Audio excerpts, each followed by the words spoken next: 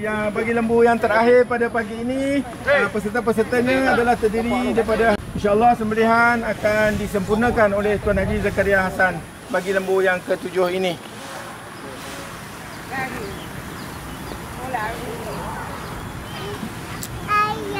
Ayah kat sini, kat sini.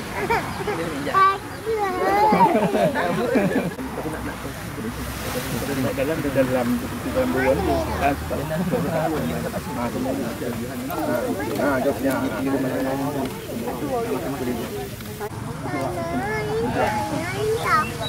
Adalah hanya video.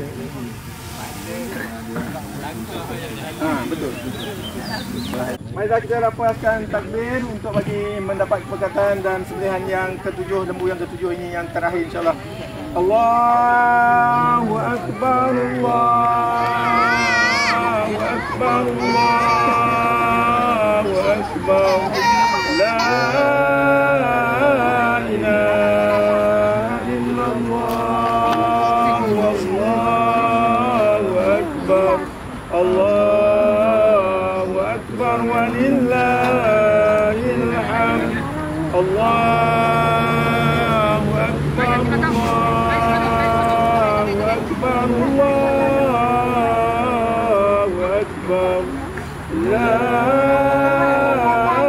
ilaha illallah, wallahu akbar.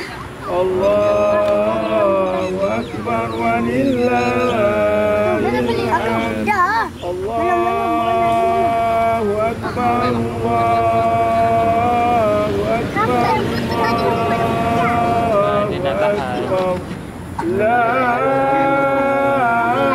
ilaha illallah, Allahu Akbar.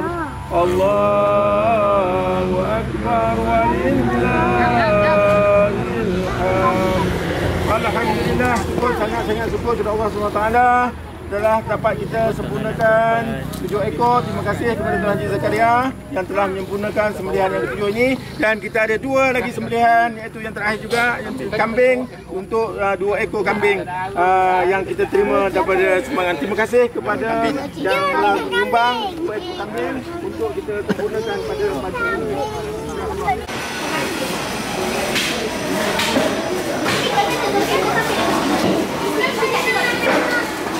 Yeah.